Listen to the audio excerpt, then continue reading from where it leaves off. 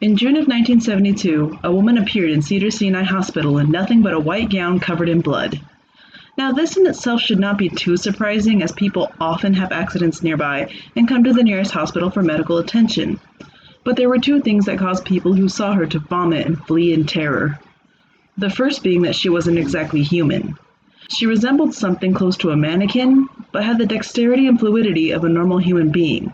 Her face was as flawless as a mannequin's, devoid of eyebrows and smeared in makeup. She had a kitten clenched in between her teeth, her jaws clamped so unnaturally tightly around it to the point where no teeth could be seen. The blood was still squirting out over her gown and onto the floor. She then pulled it out of her mouth, tossed it aside, and collapsed.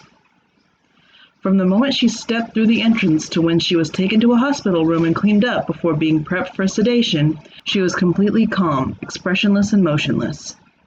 The doctors had thought it best to restrain her until the authorities could arrive, and she did not protest. They were unable to get any kind of response from her, and most staff members felt too uncomfortable to look directly at her for more than a few seconds. But the second the staff tried to sedate her, she fought back with extreme force, two members of staff holding her down as her body rose up on the bed with that same blank expression. She turned her emotionless eyes towards the male doctor and did something unusual. She smiled.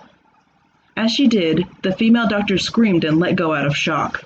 In the woman's mouth were not human teeth, but long, sharp spikes, too long for her mouth to close fully without causing any damage.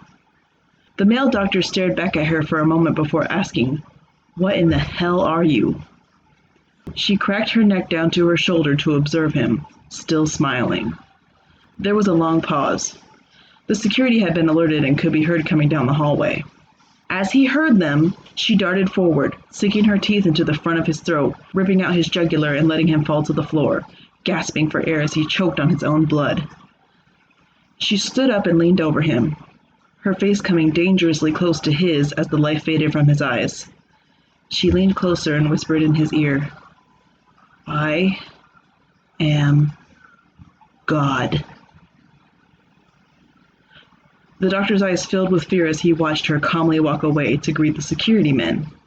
His last ever sight would be watching her feast on them one by one. The female doctor who survived the incident named her the EXPRESSIONLESS. There was never a sighting of her again.